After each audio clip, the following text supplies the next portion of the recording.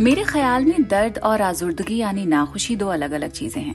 इसीलिए नाखुश हुए बगैर दर्द में मुब्तला रहना मुमकिन है। दर्द एक बैरूनी चीज है, एक ऐसी चीज है जो बाहर से आती है। दूसरी तरफ आजुर्दगी यानी नाखुशी वैसे तो दर्द से ही पैदा होती है, लेकिन बड़ी अंदरूनी चीज होती है, आपके अंदर ही अंदर बढ़ती रहती है। इस कदर बढ़ती है कि आपको अंदर से जकड़ लेती है। दर्द कोई भी टाल नहीं सकता है, लेकिन आजुर्दगी पर काबू पाया जा सकता है। शर्त इतनी है कि आपके पास कोई ऐसी चीज होनी चाहिए जिसे आप जिंदगी का मकसद समझते हो।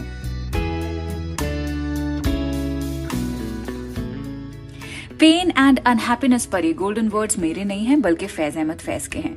उन्होंने ये खत अपनी बीवी एलिस को अपने प्रिजन सेल से लिखा था। फैज अहमद फैज की शायरी तो हम हमेशा करते हैं। किसी ना किसी पॉडकास्ट में कोई ना कोई शेर ऐसा आ जाता है जो फैज की याद दिलाता है, लेकिन उनके पर्सनल लेटर्स भी कभी पढ़ने चाहिए। बहुत ही इम्पर्सनल बातें कही हैं उन्होंने उन खतूत में कि पेन और अनहैप्पीनेस का ही जो एग्जाम्पल अभी आपको दिया है, जिसमें वो कहते हैं कि pain is totally external but the unhappiness that is the result of this pain is totally avoidable only if you consider something worth living for. दर्द और तकलीफ की रेमेडी इसको नहीं कहेंगे तो फिर और किसे कह सकते हैं।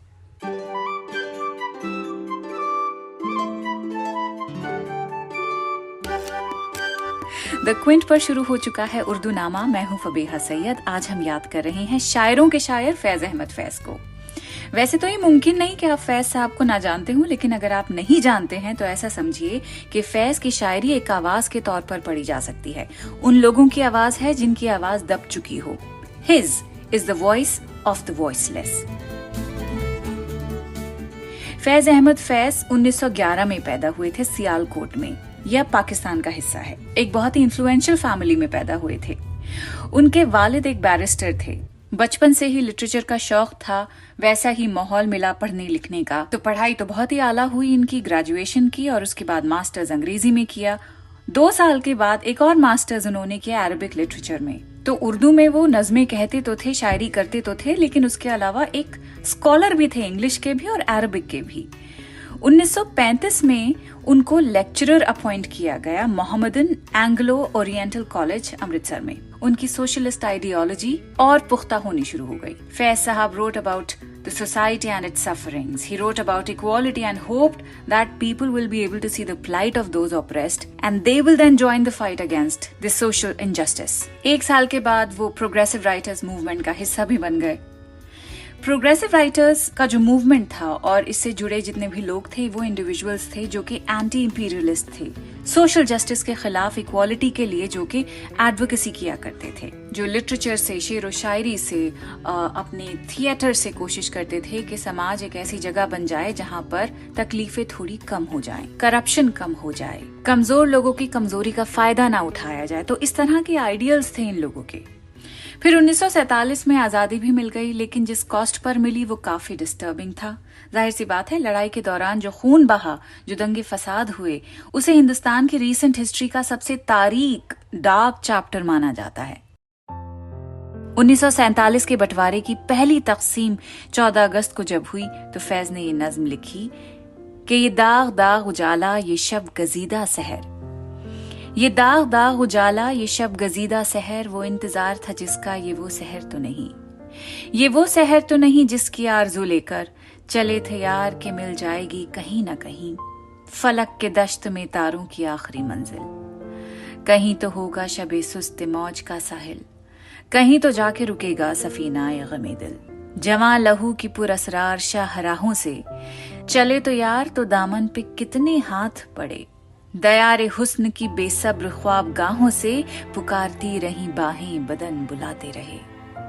बहुत अजीज थी लेकिन रुखे सहर की लगन, बहुत करीं थी हसीना ने नूर का दामन, सुबुक सुबुक थी तमन्ना, दबी दबी थी थकन, सुना है हो भी चुका है फिराक़े ज़ुल्मत व नूर, सुना है हो भी चुका है विसाल मंजिल गाम, बदल चुका है बहुत अहले दर्द का दस्तूर, नशाते वस्ल हलाल व अज़ाब हिज्र हराम, जिगर की आग, नजर की उमंग, दिल की जलन, किसी पे चाराए हिजरा का कुछ असर ही नहीं, कहां से आई निगारे सबा किधर को गई,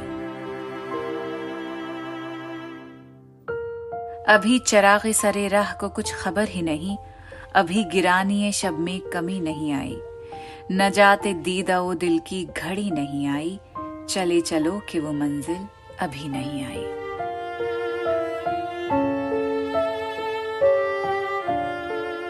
जब हिंदुस्तान को ब्रिटिश से आजादी मिली तो फैज ने डिसाइड किया कि वो पाकिस्तान जाके रहेंगे, लेकिन वहां भी जब गए तो उनके समझ आया कि खुशी, सुकून यहाँ भी नहीं है।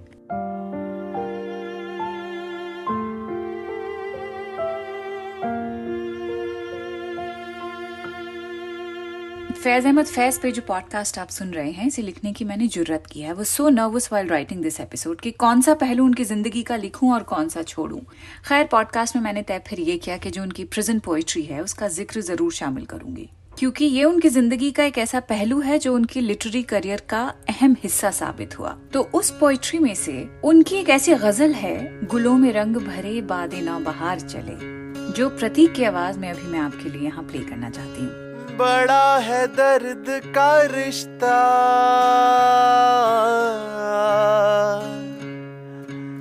बड़ा है दर्द का रिश्ता, बड़ा है दर्द का रिश्ता, ये दिल गरीब सही, तुम्हारे नाम पे आएंगे गम गुसार चले, गुलों में रंग भरे बादनों बहार चले, गुलों में रंग भरे बादनों बहार चले, चले भी आओ के गुलशन का कारोबार चले, गुलों में रंग भरे बादनों बहार चले। फैज साहब की इस गजल को लेकर कभी कहा जाता है कि रावलपिंडी की जेल से लिखा था, कहीं बताया जाता है कि सिंध की सेंट्रल जेल में थे फैज और वहां से उन्होंने ये लिखी थी। खैर, सवाल ये नहीं बनता कि किस जेल से उन्होंने पोएट्री की, सवाल ये बनता है कि जेल गए ही क्यों, उनको कैद क्यों किया गया। फैज अहमद फैज को और उनके साथ कई और नोटेबल फिगर्स को अर्ली 1950s 1951 में उस वक्त के जो वजीर आजम थे पाकिस्तान के, लियाकत अली खान, उनका तख्ता पलटने की जो साजिश थी उसके इल्जाम में उन्हें गिरफ्तार किया गया। 18 महीने का सीक्रेसी में ट्रायल चला, यानी बाहर का कोई इंसान अलाउड नहीं था, सिर्फ खुद फैज साहब, जज और लॉयर्स की मौजूदगी में उनसे सवाल जवाब हुए। पूरे ट्रायल को रिकॉर्ड करने के लिए वहां सिर्फ एक कैमरा लगा हुआ था। ये तमाम तफसीलात उनके प्रिजन की फैज साहब की बेटी सलीमा हाशमी के एक इंटरव्यू से मैंने ली है। उन्होंने उसमें ये भी बताया है कि कैसे जब उनके वालिद फैज साहब जेल में थे तो वो सिर्फ एक बार उनसे मिलने गई थी, वो भी ईद के मौके पर। खैर, उनका जो प्रिजन टर्म था और फिर उनकी जो सजा थी उसे सस्पेंड होना, किन हालात में वो सस्पेंशन हुई, क्यों हुई, उनकी सजा मुलतवी क्यों की गई, बहुत ही ज्यादा पॉलिटिकल चीजें हैं। ये मैं आपको पूरी सुना सकती हूँ क्योंकि उनके पॉलिटिकल जो लीनिंग्स थी फैज साहब की, बहुत ही वाइटल चीज है उन्हें समझने के लिए, उनकी शायरी को समझने के लिए। लेकिन वही बात आ जाएगी, जब मैं उस एंगल पे चली जाऊंगी तो फिर कहानी कहीं की कहीं जाएगी और फिर पॉडकास्ट में उनकी नज्मों को शायद जगह ना मिल पाए। तो पॉडकास्ट की शुरुआत जिस पैसेज से मैंने की थी, उनके खत का एक हिस्सा था और वो दरअसल फैज का एलिस को, यानी उनकी बीवी को लेटर था, जो कि इंग्लिश में लिखा था। क्या लिखा था मैं आपको अब पढ़ के सुना देती हूँ। वो लिखते हैं कि I think pain and unhappiness are distinct and different things, and it is possible to go on suffering pain without being really unhappy. Pain is something external, something that comes from without, an ephemeral accident, like a physical ailment, like our present separation, like the death of a brother. Unhappiness, on the other hand, although produced by pain, is something within yourself which grows, develops, and envelops you if you allow it to do so and do not watch out. Pain No one can avoid, but unhappiness you can overcome if you consider something worthwhile enough to live for. Perhaps I'm becoming pedantic again, so I shall leave it. The weather here is exactly as you left it, only the nights have become a little colder and the days slightly warmer. I'm in good spirits and better health and thinking of you and the funny faces with all the love there is in my heart. Kiss the little ones for me. All my love, Fez.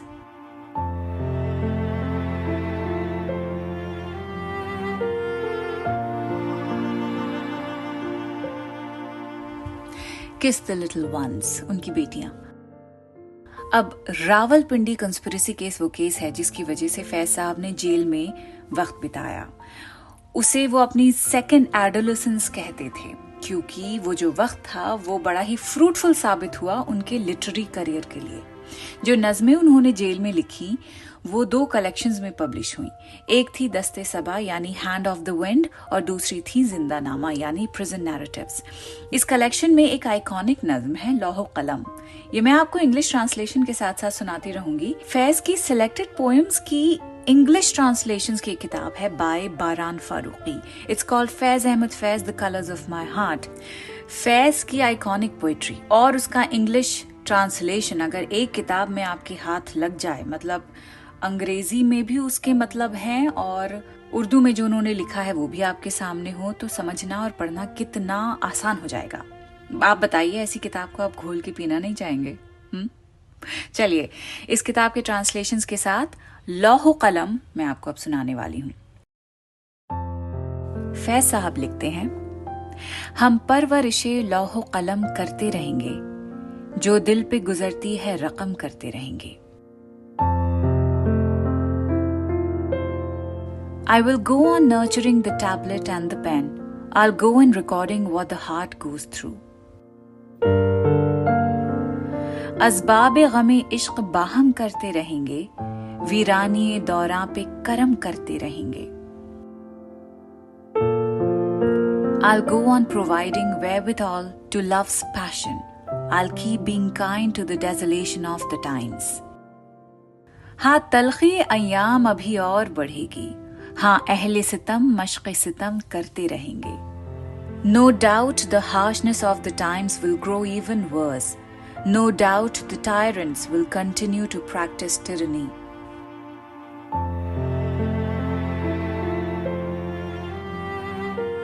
मंजूर ये तलखी ये सितम हमको गवारा, दम है तो मदावाए अलम करते रहेंगे।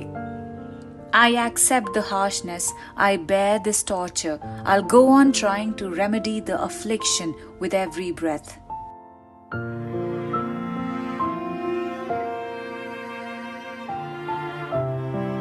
मैं खाना सलामत है तो हम सुर्खी में से ताज़ीन दरो बामे हरम करते रहेंगे। Long live the wine house with the wine's fiery red colors. I'll go on decorating the doors and balconies of holy spaces.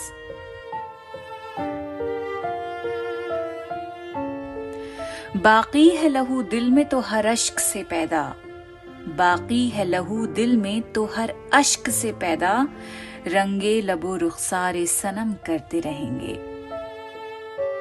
So long as there is blood in my heart with my tears, I'll go on creating the colors of the beloved's face.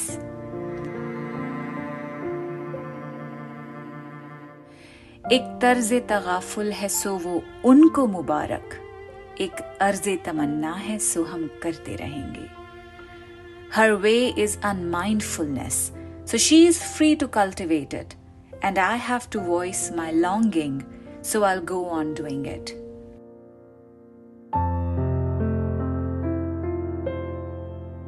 Faiz Ahmed Faiz को jail में pen और paper नहीं दिया जाता था।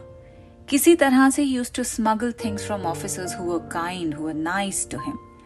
तो ये तमाम नज़में जो जेल में उन्होंने लिखी वो छुपते छुपाते लिखी थी। इस पे उन्होंने लिखा था एक बार कि मताए लौह कलम छिन गई तो क्या गम है, कि खून दिल में डुबोली हैं उंगलियां मैंने, ज़बां पे मुहर लगी है तो क्या, कि रख दी है हर एक हल्क़े जंजीर में ज़बां मैंने।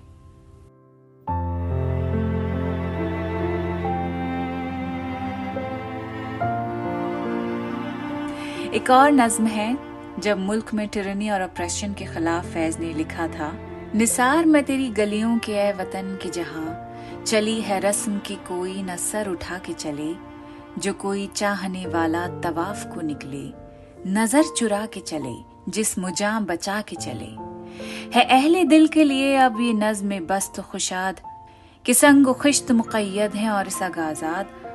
बहुत है जुल्म के दस्ते बहाना जू के लिए, जो चंद अहले जुनू तेरे नाम लेवा हैं।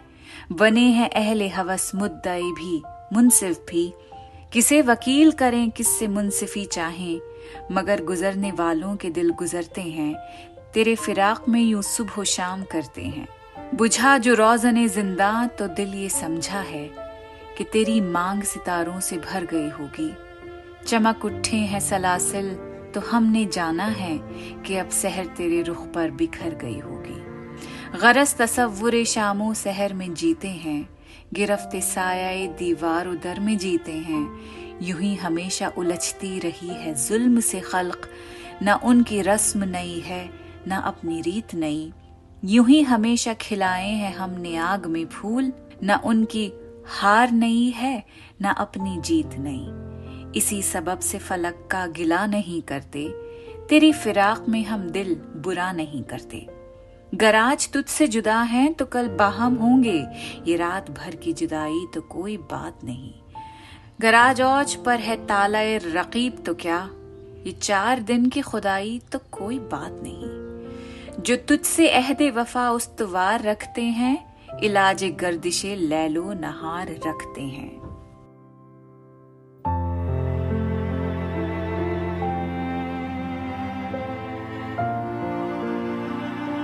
पाकिस्तान में जब जब ऐसी लीडरशिप आई जिसने अवाम को ऑप्रेस करना ही हुक्मरानी का बेहतर तरीका समझा, तब तब फैज के कलम ने जोर दिखाया। चाहे लियाकत अली खान की रजीम के खिलाफ उनकी आवाज हो, तो उस आवाज उठाने पर 4 साल वो जेल में रहे।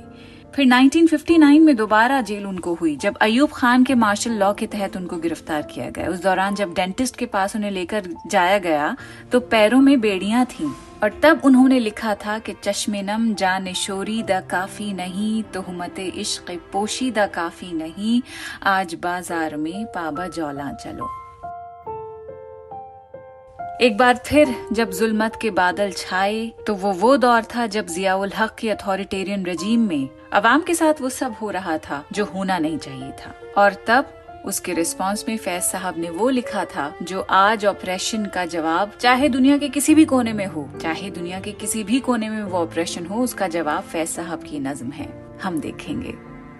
हम देखेंगे मैंने 2 साल पहले, नहीं एक्चुअली 3 साल पहले पूरी एक्सप्लेन की थी। द क्विंट पर आपको हम देखेंगे का पूरा एक्सप्लेनेशन मिलेगा।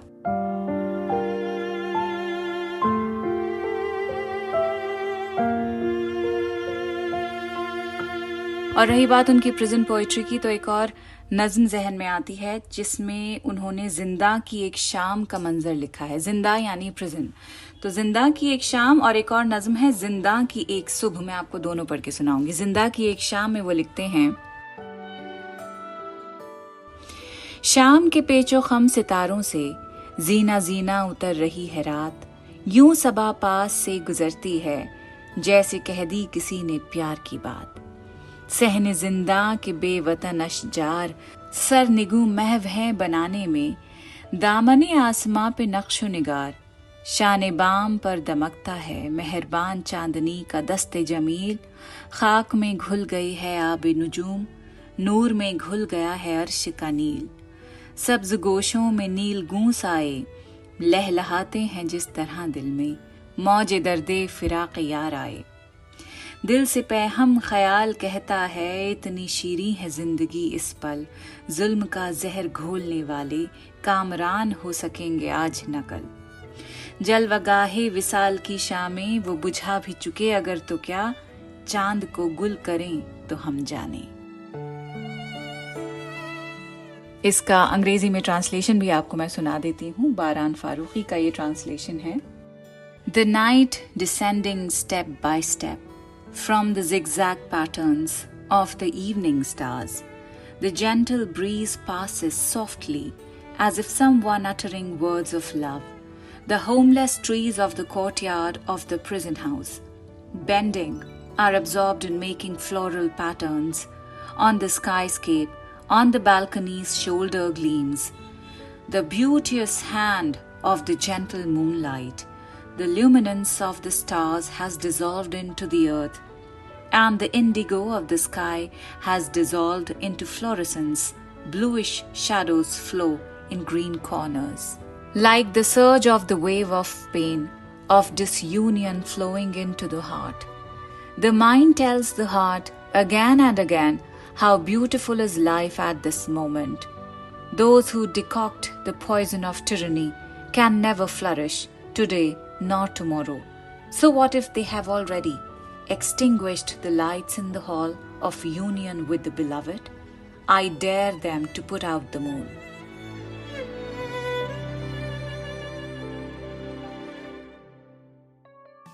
ये थी जिंदा की एक शाम। अब सुनाती हूँ आपको जिंदा की एक सुबह। लिखते हैं, रात बाकी थी अभी जब सरे बालीन आकार चांद ने मुझसे कहा, जाग सहर आई है, जाग इस शब जो मैं ख्वाब तेरा हिस्सा थी, जाम के लब से तहे जाम उतर आई है। अक्से जाना को विदा करके उठी मेरी नजर, शब के ठहरे हुए पानी की सियाह चादर पर जा बजा रक्स में आने लगे चांदी के भंवर। चांद के हाथ से तारों के कमल गिर गिर कर डूबते तैरते मुरझाते रहे, खिलते रहे, रात और सुबह बहुत देर गले मिलते रहे। सहने जिंदा में रफीकों के सुनहरे चेहरे, साथ जुल्मत से दमकते हुए उभरे कम कम। नींद की ओस ने उन चेहरों से धो डाला था देश का दर्द, फिराक़े रुखे महबूब का गम। दूर नौबत हुई फिरने लगे बेजार कदम, जर्द फाकों के सताए हुए पहरे वाले, अहले जिंदा के गजबनाक खरोशा नाले, जिनकी बाहों में फिरा करते हैं बाहें डाले। लज्जते ख्वाब से मखमूर हवाएं जागी, जेल की जहर भरी चूर सदाएं जागी। दूर दरवाजा खुला कोई कोई बंद हुआ, दूर मचली कोई जंजीर मचल के रोई। दूर उतरा किसी ताले के जिगर में खंजर, सर पटखने लगा रह रह के दरीचा कोई। गोया फिर ख्वाब से बेदार हुए दुश्मने जां, संग फौलाद से ढाले हुए जिन्नात गिरा, जिनके चंगुल में शबो रोज है फरियाद कुना। मेरे बेकार शबो रोज की नाजुक परियां अपने शाहपूर की राह देख रही हैं ये असीर, जिसके तरकश में है उम्मीद के जलते हुए तीर। इसका तर्जुमा है कि A bit of the night still remained when the moon came to my bedside and said, awake, morning is here. Awake, for the wine of sleep that was your share is shrunk to the bottom of the wine cup. Bidding farewell to the beloved's image, I opened my eyes and looked at the sheet of the night's dark, still water. Whirlpools of silver began to dance everywhere, and star lamps falling from the hands of the moon, drowning, floating, wilting and blooming, night and morning clung in a long embrace. In the prison's courtyard, in the golden aspects of friends and comrades, emerged glistening from the dark surface slowly, the dew of slumber had washed away. From their faces signs of sorrow for the homeland and grief of distance from beauty's face. A gong sounded in the distance. Bored legs began doing their rounds. The prison guards, pale, afflicted by hunger, angry, loud laments of the prison inmates, roam around arm in arm with the guards. The winds laden with the pleasure of sleep awakened. The poison-saturated cries of the prison house awakened. Far away somewhere a door opened, another slammed shut. Far away somewhere a chain rattled, importunate and wept. Far away somewhere a dagger thrust deep into a padlock's heart. A window began to strike its head violently over and over again, as if life's enemies were awoken from sleep. Ponderous jinns cast in iron and stone, in whose clutches complain night and day, the tender fairies of my useless days and nights, imprisoned, they await the arrival of their royal firstborn, whose quiver is full of arrows of incandescent hope. And this poem is unfinished.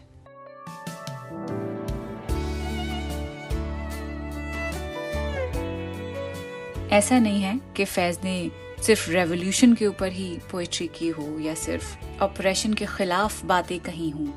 He was a romantic.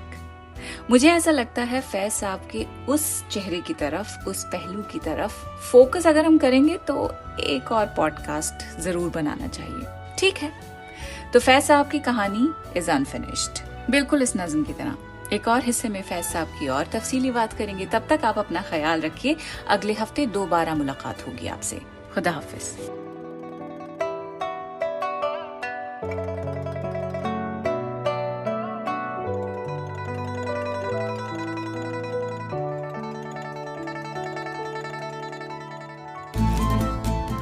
Urdu नामा the Quint का original podcast है, जिसकी executive producers हैं शैली वालिया और ऋतु कपूर, और इस episode को प्रोड्यूस किया है प्रतीक लिधु और अंजलि पलोड ने. इसे लिखने, होस्ट करने और एडिट करने वाली हैं फबीहा सैयद, और इसकी बैकग्राउंड म्यूजिक ली है BMG प्रोडक्शन से.